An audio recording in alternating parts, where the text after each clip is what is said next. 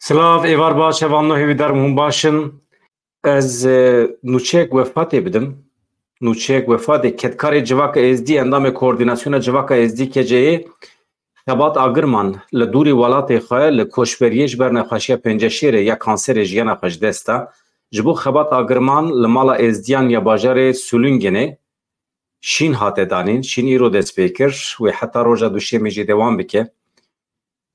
Cenazê Xebat Agirman wê 24 îlonê li gundê Bacînê li Bakurê Kurdistanê ciyê ku lê ji dayîk bûye were veşartin.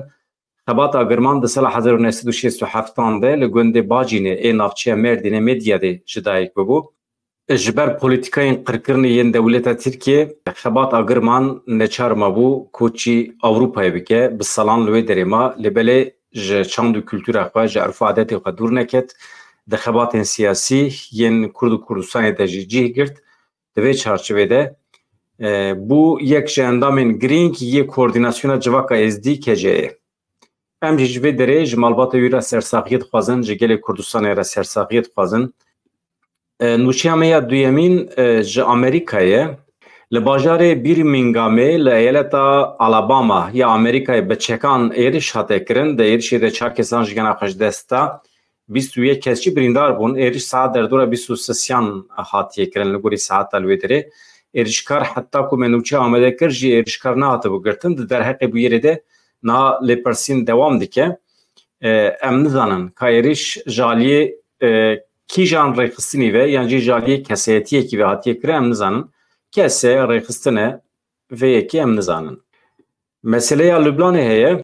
Hêjmara miriyan derket 45 êrişên navbera Hizbullah û İsraîlê ji êvara Înyê ve dewam dikin. Artêşa İsraîlê daxuya kirin sibêha yekşemiyê di navbera çend saetan de ji Lübnanê 115 êrişên bi roketan li ser hedefên sivîl ên li Bakurê İsraîlê hatiye lidarxistin. Di vê naberê de Wezareta Tenduristiyê ya Lübnanê di daxuyaniya xwe ya îro de ragihand ku hêjmara kuştiyên êrişa İsraîlê ya roja Înyê ya li ser taxên başûrê Beyrûdê derketiye 45. Serokkomara Îranê Mesûd Pezîşkiyan ji bo tevlî heftê û nehemîn civîna giştiya Netanyahû bibe çû Amerîkayê. Li gorî medyaya Îranê Mesûd Pezîşkiyan wê li Amerîkayê bi rayadarên welatên cîhanê re bicive. Doh jî Serokwezîrê Iraqê Mihemed Şiya Sudanî bi aynê armancê çû bo Amerîkayê. Niha mijara sereke ya civînên di navbera Pezîşkiyan û welatên serokên welatên cuda de wê êrişa İsraîlê be elbet tedbîrên ku li hember İsraîlê wê binegirtin. Şeva borî li parêzgeha Xurasanê de kanekî komerê de teqîn çêbiye. Di encama teqînê de 52 kesan jiyana xwe ji dest daye, 17 kes jî birîndar bûne. Xebatên lêgerînê heta vê saetê jî dewam dikin. Dibistanên qismek başûrê Kurdistanê bi ey reqîb dest pê kir. Li Kerkûkê serdema nû ya xwendinê bi alaya Kurdistanê bi ey reqîb dest pê kir. Îro hem li Iraqê hem li herêmên Kurdistanê yên li derveyê îdareya herêma başûrê Kurdistanê dibistan vebûn. Başûrê Kurdistanê sistemekî cuda ye. Ji ber vê yekê em dibêjin herêmên derveyê îdareya herêma Kurdistanê ew ku derê ne? Kerkûk, Maxmûr, Şengal, Xanexîn. Zêdetirê 133,000 xwendekar hene li wan deran. Rêvebirê beşa xwendinê a bi Kurdî ya Kerkûkê Kameran Alî da zanîn ku li Kerkûkê bi qasî 100,000 xwendekar niha diçin dibistanên Kurdî bi Kurdî perwerde dibînin. Nêzîkî 9,000 karmend mamoste ji bo dersên Kurdî niha li ser karin dixebitin. Li Kerkûkê xeyên ji Kurdî elbet xwendina bi Erebî jî heye, xwendina bi Türkmen jî heye, Türkmenî. Herî zêde dibistanên bi zimanê Erebî hene li Kerkûkê niha di vê rewşê de. Li Şengalê jî nêzîkî 28,000 xwendekar hene bi Kurdî diçin dibistanê. Li waregeha penaberan ya Maxmûrê jî îro bi vebûna dibistanên re. Di derbarê hilbijartinên başûrê Kurdistanê de êdî em dibînin ku amedekarî hêdî têne kirin. Ev tê wê maneyê ku êdî talixbûn hema ji rojevê derketiye. Hem daxuyaniya Nêçîrvan Barzanî heye hem jî ya Qubat Talabanî. Dibêjin hilbijartin wê di dema xwe de pêk were. Cîgirê Serokwezîrê Hikûmeta Herêma Kurdistanê a Demborî Qubat Talabanî diyar kir wê hilbijartin di dema xwe de pêk bên. Talabanî xwest propagandayê hilbijartinê dûrî aloziyê, dûrî pirsgirêkan were kirin. Talabanê got ji bo çareseriya pirsgirêka mûçe, meaş ya bi Bexdayê re gavên baş hatine avêtin. Çi got wekî din? Biryar e ku îro mûçeyên karmendan bikeve ser hesabê hikûmeta başûrê Kurdistanê. چاولره کو شانده که حکومتش بو چارەسەریya پرسکرێکان بچە بەغدایە. طالبانی خواست هەڵبژارتن di dema xwe de werin kirin baweyekî şeffaf pêk bê propagandayê hilbijartinê jî dûrî pirsgirêkan were birêve birin. Di vê navberê de Serokê Herêma Başûrê Kurdistanê Nêçîrvan Barzanî jî aynî hêviyên xwe anî ziman xwast ku hilbijartin şeffaf bin û gotinekî balkêş bikaraniye li gorî şertên şaristaniyê bin, yani medenî bin. Baş e kengê hilbijartinê Parlamentoya Herêma Kurdistanê roja 20 Cotmeha îsal 2024 wê were li darxistin.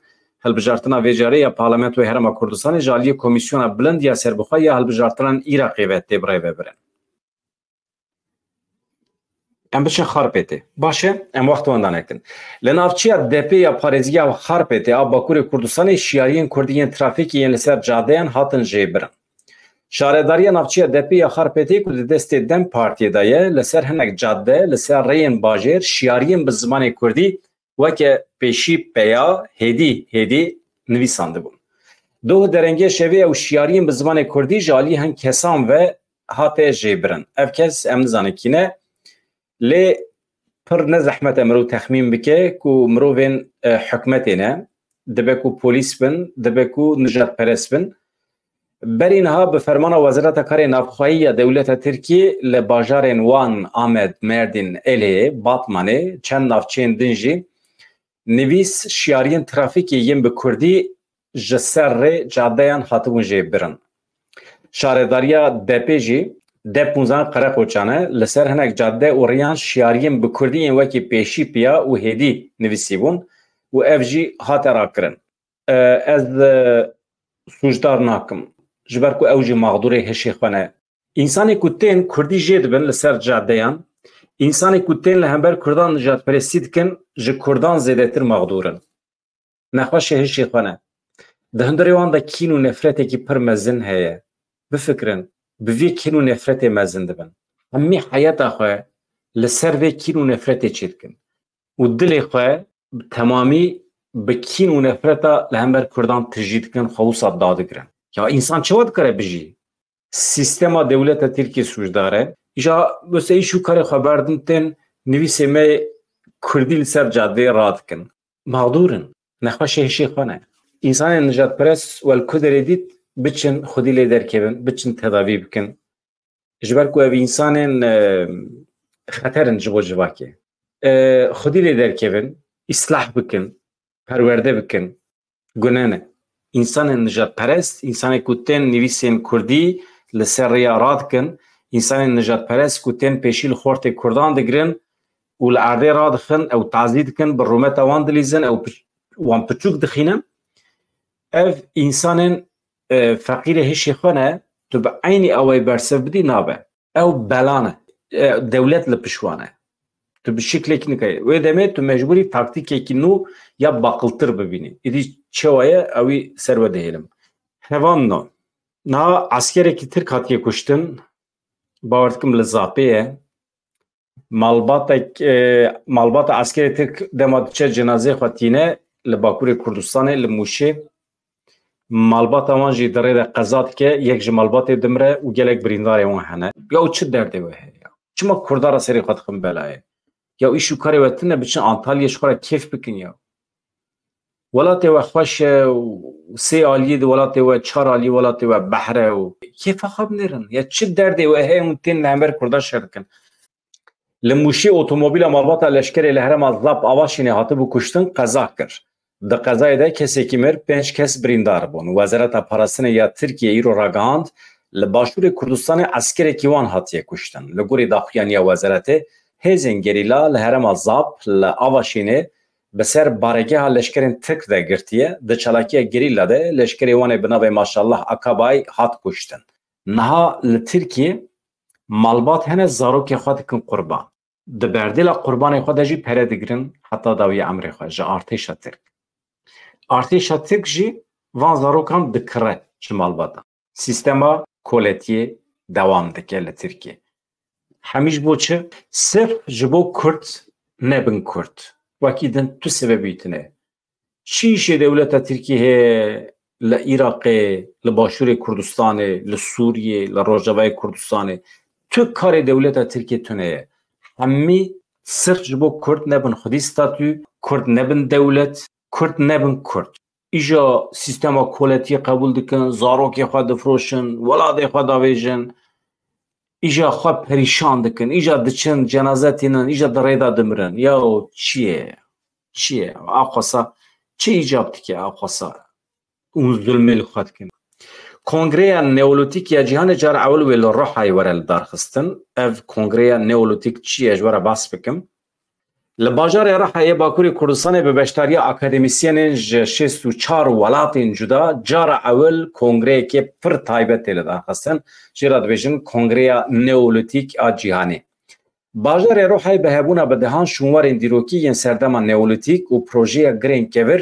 بالا جهان زانستی دکشینه سرخواه دما نئولیتیک کنگه جورو 8000 سال بره حتی 12000 سال بره جراد بیشن دما نئولیتیک دما کور جیوند کرم بیشن ایجار وقتی که هن کشف نو هاتن کرن لباکوری کردستان و که گریم رازا دیروکا کو بزاروکان دهات ددان خواندن همی سروبن بو لگوری دیروک جه سومریان دست بید که دیروکا مروایی 5000 سال بو حتی نه جورو 5000 سال بو لگوری اولداران جی لگوری کتابین اولی هری زیده دیروکا مروایی 7000 سال بو یعنی آدم 7000 سالیه بری آدم جی تو کستونه اما تشتا کل گری مرازا هاته دیتن دیروک دیگه هجه 12000 سال بره بفکرم پیرامید مصر هری زیده 4000 ساله اما ایکول کردستان هاتیه دیتن 12000 ساله ev de dîroka temamê mirovahiyê de tiştekî nû ye.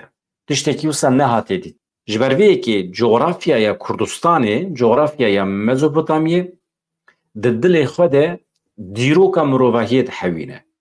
Îja tu wextê biçî girê miraza duan xirbeyên ku hatine keşifkirin duan de îşaretên li ser kevran dibînî, nivîsên wê demê dibînî, mesajên ku ji wê demê ji me re hatine heta niha de encam bavan kongreyan de, konferansan de ve dîroka mirovahiyê hemî were avêtin ji nû ve were nivîsan. Êdî meseleya Adem ji holê radibe, 7000 sal tune, êdî Sümerî ne medeniyeta destpêkê ye, beriya wî hebiye. İja beriya wî mesela digotin baweriyên olî tune bûne. Ama em dibînin ku li wê derê şiklê ku avahî hatiye lêkirin, baweriyên olî jî heye. Tişta acêb çi ye? Hîn nehatibû keşifkirin. Hê girê miraza ew dever tune bû, dîroka mirovahiyê di wê derê de ye, hîn ew tune bû. Mirovên herêmê jinên ku dixwastin du canî bin, jêra zarokçî nedibûn, diçûn tam li ser wî girê darekî heye, weke ciyek şehîdgeh îlan kiribûn, diçûn wê derê dua dikirin, pot, mot, tiştên rengîn bi dar ve girê didan û hêvî dikirin ku ji wana zarokçê bibe. û dixwastin daxwaza dilê wan were cih, mirazê wan were cih. Ji ber vê yekê digotin girê miraza. İja ev tişta ecêb e, tesadüf. İja rojekî cotkarekî wextê ku zeviya xwe da jo, tesadüf rastê kevirekî pir kevin tê, kevir dibe teslîmê müzeyekî dike li wê derê, bawer dikim li Entabê. Dawiyê de sportên dibînin, di kolên dibînin ku ev der ciyekî kevin e. Tabii ev analîzê wan bi salan da jo. İja wextê ev keşfa li girê miraza di dîroka temamê mirovahiyê de rûpelekî nû ye. Yani Mezopotamya em bîla sebep nabêjin. Dergûşa medeniyetê ye, dergûşa mirovahiyê ye. Hemî mirovahiyê ji Mezopotamya derketiye li cîhanê belav bûne. Li vî bajarê Kurdistanê di navbera rojên 4 û 8 çiriya paşîn yani meha 11 a kanûnê ye. Bi beşdariya akademisyenên ji 64 welatên cudayê cîhanê li ser asta cîhanê cara yekemîn Kongreya Neolîtîk ya Cîhanî wê were li darxistin. Nûnerên 408 saziyan wê werin tevlî bibin. Di Kongreya Neolîtîk ya Cîhanê de wê bi dehan gotarên zanistî bêne pêşkêş kirin. Hemû berhemên serdema neolîtîk yani çaxa dawî ya serdema kevir wê bêne nirxandin. Zanîngeha Stenbolê zanîngeha Heranê wê bawekî hevbeşî vê Kongreya Akademîk bi rêve bibin saz bikin. دوی کنگره ده و هر وها شنوارن دمان نئولیتیک ین لپارزمینن و لعردنگارین جدا ین جهانی جی و ورن نیقاش کرن ورن آخافتن سروان باجار روحای لباکوری کردستانه به شنوارن دیروکی بالا مروبا یدکشینه سرخواه به سالانه به 100,000 انسان وکه توریست وکه گشتیار وکه انسانی که ملخت کن و چنگری مرازا قوچا کچل هیه گری چقمق هیه گری سای برجی گری دارکی کپیرا یوم برجی هیه گری مرازا جی هری که بو موسا دزانی بو لدورا کارهان تپه جی درکت کارهان تپه هی جگری مرازا کونتره ده دیروکا مروواهی ده زیگزاگ چی بونه کفشه ده دما سومریان ده مدنیت که پر عجایب هی لسر پیایه بشرا مروواهی دکوه و جارده بلنده به جارده دکوه جارده بلنده به مثلا ام مرووین دورامه حتی 100 سال بریجی همی مروواهی وکه دورا موساب تو فرقا متونه بو تکنولوژی تونه الکتریک تونه عربت تونه بالافر تونه تشتکی تونه ام ده تاریه دانه ام به مومه و یانجی بدون معصیه بدون حیوانان ام رونایی ویدخن ام نزانه جتعوی انرژی بگیرن مثلا حتی 150 سال بری اوسا بو ایجا چی بو جنش کواش وراش چی بو الکتریک هاته پیدا ایجا اندوستری ایجا پیشکتن چی بو هلبرین چی بو مروواهی پیشکت هجمارا انسانان میلیارک بو ادمه بریا 200 سال بری 200 سال جنش کواچو 6 میلیاری 7 میلیاری 8 میلیاری ها بر به کدای ود شه هجمارا ما انزانم اما امی چه واخا خودی بکن او قاسا زوین لوی دنیای حیوان لوی دنیای تیرا مبکن نکنزم اما مروواهی بر به فلکت کی ود چه شو حیوان کوبی نمانه مروواهی لسر ری آوان حیوانان آواهی لیکرن دارستان وان تونه کرن ایجا جبوکو انسان بکار بخوا خودی بکن دارستانان جهولی را کرن زوی آجوتن او در کرن جی حیوانان بچن برازیلیای مثلا نیوی گوشت دنیای جه برازیلیای درد که بر ایجار او دارستان مزن ای آمازون قسمه کی گرینگی وان تونه کرنه ایجا سیستما دنیای دو گوهره ایجا هم دویجن چما اقصا لحی راد به این حیوان کوی نمان دنیای ایجا دوی چارچوه ده مثلا بفکرن مدنیت میا ایرو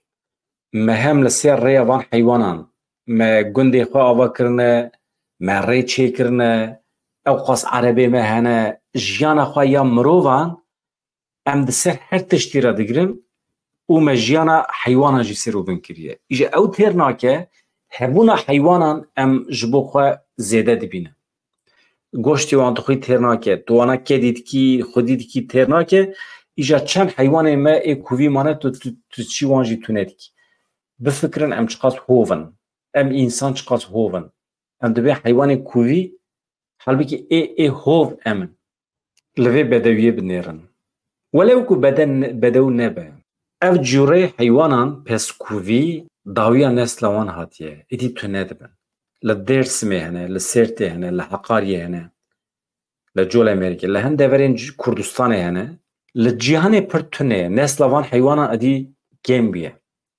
دولت ترکیه ای حاله در خصیه جبو کشتن وان حیوانان کا پارازوانن مافی حیوانان کا پارازوانن هبون حیوان ده چارچوبه ای حاله کجالی روبریا هرما 14مین آوازرات چاندنی یا دارستان ترکیه و هاتیه وکرن ویلوانه جول امریکا سیرته سامسوره 21 پسکووی و بینه کشتن بریارا کشتن آما هاتیه داین روبریا هرما 14مین یاشا خیوانه ده بن ناوی توریزمان نیچیره ده بن ناوی کرنه توریزمان نیچیره نیچیرا پسکووین مسکوویان دانه دست بکرن اوجی پسکووین وسانه ادی نسلوان نفشوان دبن مترسیه دایه ادی چنابن نسلوان تمام خلاص دبن کرنه بن ای حاله نیچیرا پسکوویان نورمال دبی قدخه به اوی حاله به ایلانه که فرمی هاتیه را گاندن آرمانچ اوه کوتایا نیچیری بفروشن نیچیروان بیانی کسی اندوخوازم بیشتر ای حاله وکری ببن لهمبر 480,000 لیره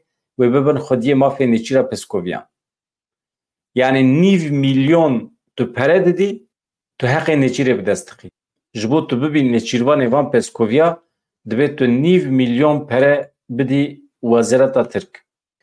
Li Sêranserê Bakurê Kurdistanê îhaleyên bi vî rengî li dar bixe. Li bajarên Wan, Colemêrg, Sîwas, Maraş, Samsûr, Sêrt, Mersîn, Edene, Hatay, Nîğde, Qeyserî ji bo nêçîra Peskovyan ji bo ajalên din kotayên nêçîrê hatine vekirin. Di van îhaleyan de tenê Peskovî wê ajalên din ên ku nifşê wan dibin metirsiyê dane wê bêne kuştin. Listeyê ajalên ku tê plankirin di îlona 2024 da wê bêne kuştin wiha ye. Yani idama heywana hatiye dayîn. İja tu kuştina wan dikî zewq, dikî keyf. Tu 9 milyon pere ji însanekî digirî, tu dikî nêçîrvanê van Peskovyan. 23 îlonê li Mêrsînê 39 Peskovî werin kuştin. 24 îlonê li Edenê 2, li Mêrsînê 6, li Hatayê 9, Nîğdê 15, Qeyseriyê 9 Peskovî werin kuştin. 26 îlonê li Sîwasê 10, Meraşê 7 Peskovî werin kuştin. 27 îlonê li Samsûrê 16 Peskovî, 3 îlonê li Wanê 2, Colemêrg, Sêrt, helû Hesin Dêrsim jî tê de ye. Yani zulmekî pir ecêb, zulmekî pir mezin bi tu şiklekî em nikarin qebûl bikin, divê em li hember derkevin. Bi hêviya rojên xweş, azad, dem baş, silav.